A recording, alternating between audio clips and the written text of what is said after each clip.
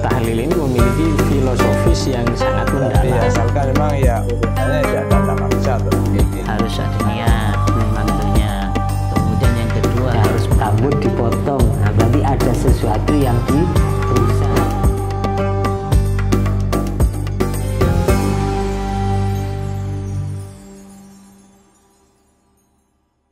Assalamualaikum warahmatullahi wabarakatuh. Sahabat IAS Media dan para pemirsa dimanapun Anda berada, senang sekali saya Abdullah Nur bisa menyapa para pemirsa dalam suasana saat indah ini dalam program yang kita tunggu bersama, yaitu program kajian Islam bersama IAS Media.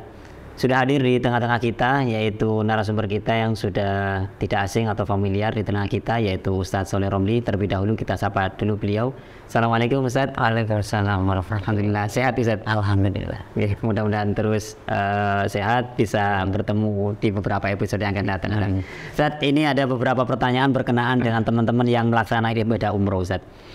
Kita tahu bahwa salah satu rukun dari umroh itu adalah tawaf, gitu kan Ustadz? Iya. Tawaf. Nah, ini yang ditanyakan adalah bagaimana cara tawaf bagi orang yang tidak punya wudhu, Ustadz.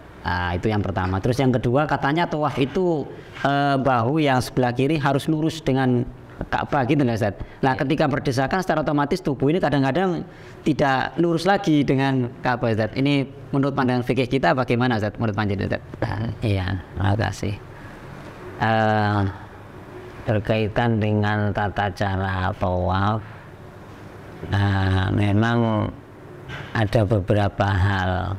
Berangkat dari hadis at-tawafu bil bait sholatun. Nah, di tawaf di Baitullah itu adalah sholat. Kalimat hadis ini tentunya membutuhkan takwil, takwil bahasanya, atau diistilahkan dengan dalalah iktidho, ya. Kenapa Ustaz? Dalalah iktidho, Ustaz? Jadi harus ada lafaz yang disimpan. Kan khobarnya dari at-tawafu utawi tawaf fil bait iku sholat.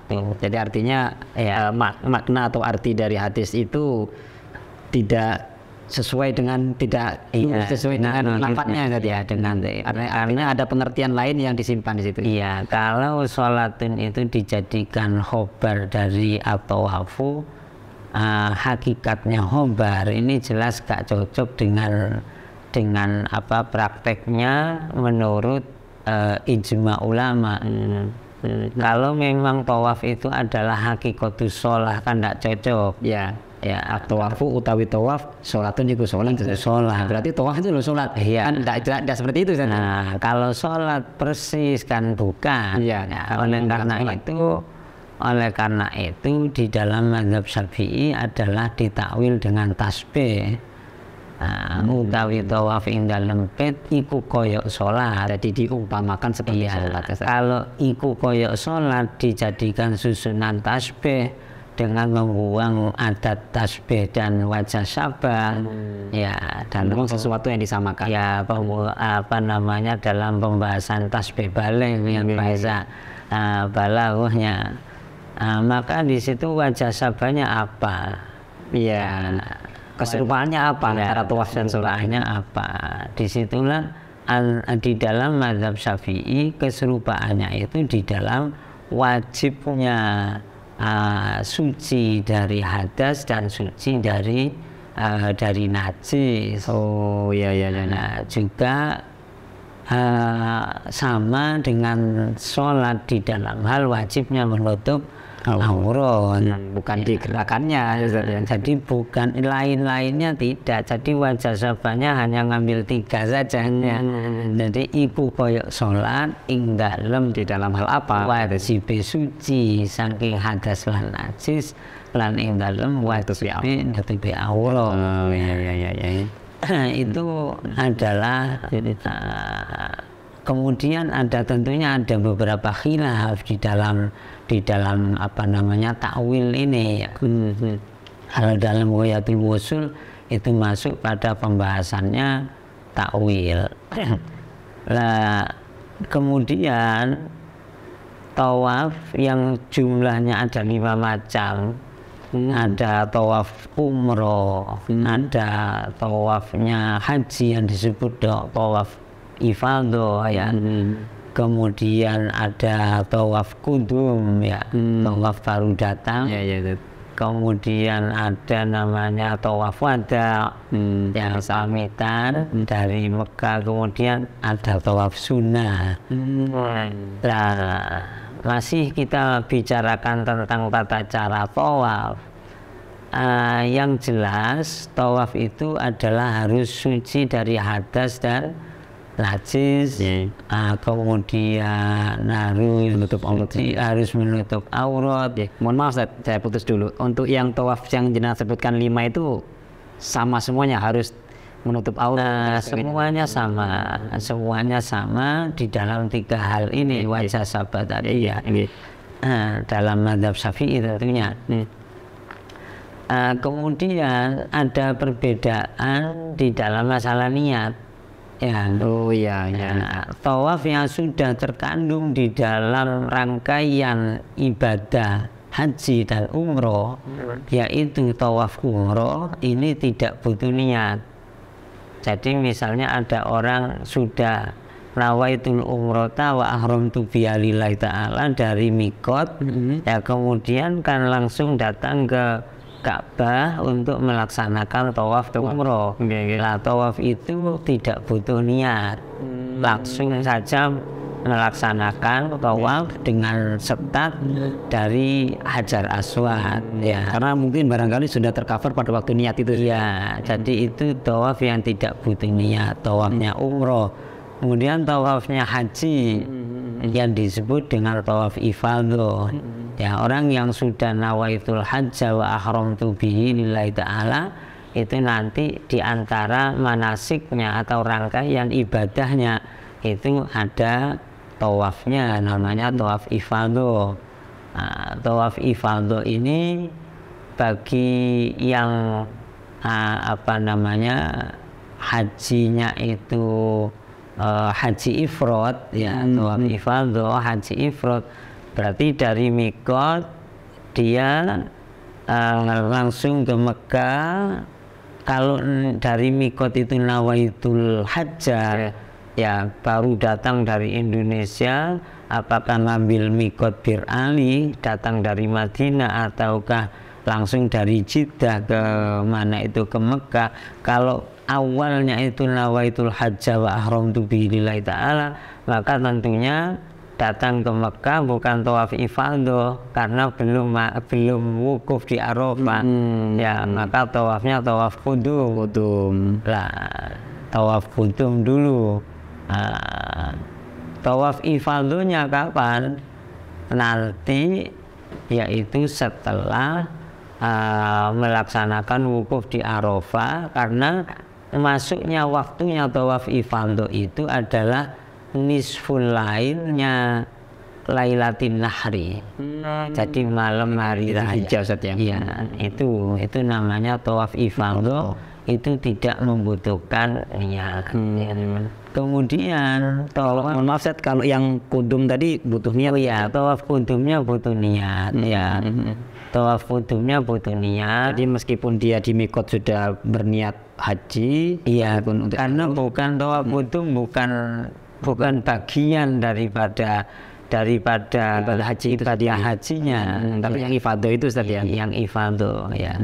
Jadi tawaf kudum butuh niat, tawaf sunnah butuh niat, tawaf wada butuh niat. Yang dua tidak secara otomatis itu tadi. Ya. Kemudian untuk tata cara tadi itu berkaitan dengan niat, yang dari 5 macam tawaf hanya 2 yang tidak wajib niat ya. Nah, ini rangkaian daripada tawafnya umroh dengan tawafnya haji, yaitu tawaf ifadah. Ya, yang tawaf kudum, tawaf sunnah, tawaf wada ini wajib niat. Kemudian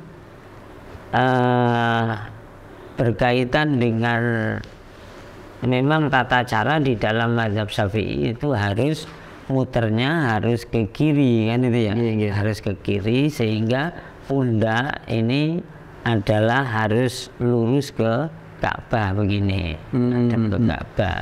Sehingga kalau ada apa namanya disenggol orang, sehingga ini luput daripada Ka'bah, melurusi Ka'bah, ya, maka harus mundur sedikit, kemudian mundurnya ya gimana sih?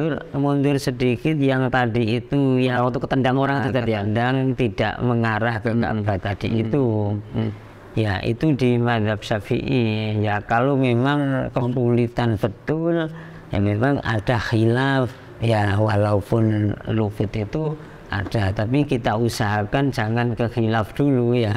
Jadi insya Allah itu masih bisa ya, masih bisa. Jadi yang khilaf ini boleh diambil kalau memang keadaannya tidak bisa untuk kembali Ustaz ya. Iya.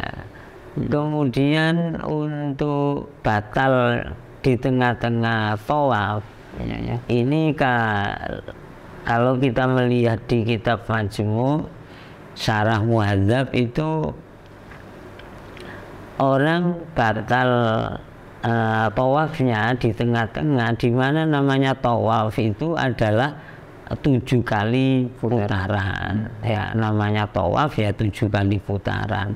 Lah 7 kali putaran ini ada pendapat yang mengatakan kapanpun kita batal di tengah-tengah itu harus ulangi dari depan.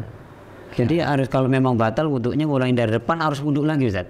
Iya, jadi batal wudhu kembali lagi. Ya, kembali lagi itu dari depan. Waduh. Ada pendapat yang mengatakan 7 itu dihitung satu persatu. Ya, maksudnya bagaimana Ustaz? Nah, maksudnya begini, kalau tadi 7 itu kan dijadikan 1. Betul. Dapat 5 batal harus dari 1. Ini pendapat yang paling berat ya. Paling berat untuk pelaksanaannya. Kemudian ada lagi pendapat yang mengatakan ketika tawaf itu di putaran keberapa batalnya. Oh ya. Jadi misalnya masing-masing putaran ini dihukumi satu-satu. Ya. Dari Hajar Aswad ya 1 putaran sah selesai. Artinya sudah aman ya. Putaran kedua selesai aman. Di tengah-tengah putaran ketiga ini kok batal. Batalnya misalnya ada di Maqam Ibrahim. Ya, kalau dapat seperempat. Iya. Kalau batalnya di Maqam Ibrahim ini juga ada khilaf. Berarti ada di tengah-tengah putaran ketiga tadi. Putaran ketiga ada pendapat yang mengatakan harus kembali lagi, bisa wudhu, kemudian meneruskannya dari Hajar Aswad, dan itu mengulangi yang ketiga itu saja. Ketiga saja. Jadi 1-2-nya aman, tetapi ini mengulangi yang ketiga saja. Dari Hajar Aswad. Ya, ada pendapat, ini pendapat yang asoh ya, yang asoh dikutip oleh Imam Nawawi dalam kitab Majmu'. Wa asohuhu ma yabni ala ma madha minha. Ya, jadi wa yabtadi'u minal maudhi alladzi kana wasalahu. Ini yang ini yang enak ya. Jadi misalnya tadi putaran pertama selesai aman, kedua selesai aman, ketiga di pertengahan ketiga kok batalnya di Maqam Ibrahim. Nah, maka silakan ngambil wudhu, kemudian melanjutnya kan ya dari Maqam Ibrahim, dan itu melanjutkan yang ketiga. Ya, ini nah ini pendapat yang mungkin lebih enak ya. Artinya lebih enak itu karena mungkin kondisi berdesakan itu kita akan datang lagi ke Hajar Aswad ini agak kesulitan. Artinya kan dari beberapa pendapat tersebut orang yang melaksanakan tawaf itu boleh memilih mau mengambil yang mana gitu kan. Iya. Gitu ya. Jadi misalnya kok ada, saya ingin lebih berhati-hati ambil yang pendapat yang tengah tadi itu ya. Jadi tetap putaran ketiga yang batal ya, tetap batal ketiga, tapi saya akan mengulangi dari Hajar Aswad ya.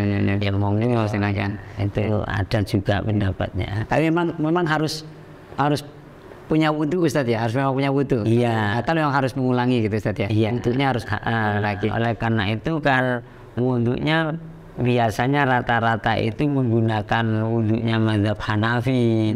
Ya, kenapa? Karena di dalam apa namanya batalnya wudhu aulamastumun nisa ini tersentuh dengan perempuan yang ajnabiyah, termasuk ajnabiyah adalah istrinya sendiri. Ya, istri itu ajnabiyah. Nah, bukan mahram, cuma orang kadang mengatakan istri itu mahram. Kalau mahram tidak boleh dinikah, tidak boleh punya anak ya. Iya. Jadi ajnabiyah tapi yang sudah dihalalkan namanya halilah. Nah, ini sentuhan dengan istri ini kan batal. Ya, di mazhab Syafi'i. Kemudian di mazhab Hanafi tidak batal secara mutlak walaupun syahwat. Nah, yang syahwat batal itu di mazhab Malikinya. Ya, jadi kalau mazhab Maliki bersentuhan asalkan tidak syahwat tidak batal Ustaz. Ya, kalau syahwat batal kalau mazhab Maliki. Nah, kalau di mazhab Hanafi walaupun syahwat tidak batal. Makanya manasik itu biasanya wudhunya milih wudhu Hanafi gitu ya, agar nanti sentuhan sengaja ataupun tidak itu tidak membatalkan wudhu. Baik, terima kasih Ustaz atas kehadirannya di studio. Mudah-mudahan pembahasan kita pada kesempatan kali ini menjadi ilmu yang bermanfaat dan bermanfaat untuk para pemirsa. Sahabat Yes Media, itulah tadi pembahasan kami dan Ustaz Sholeh Romli berkenaan dengan pelaksanaan tawaf yang batal wudunya. Begitu juga dengan pelaksanaan tawaf ketika berdesakan. Tadi sudah dibahas panjang lebar oleh beliau. Mudah-mudahan menjadi informasi yang bermanfaat untuk kita semua. Terakhir dari kami, jika ada hal-hal yang butuh ditanyakan, dipersilakan para pemirsa untuk mengisi kolom komentar yang nantinya insya Allah komentar tersebut akan kami bahas pada episode yang akan datang. Dari kami kurang lebihnya mohon maaf. Assalamualaikum warahmatullahi wabarakatuh.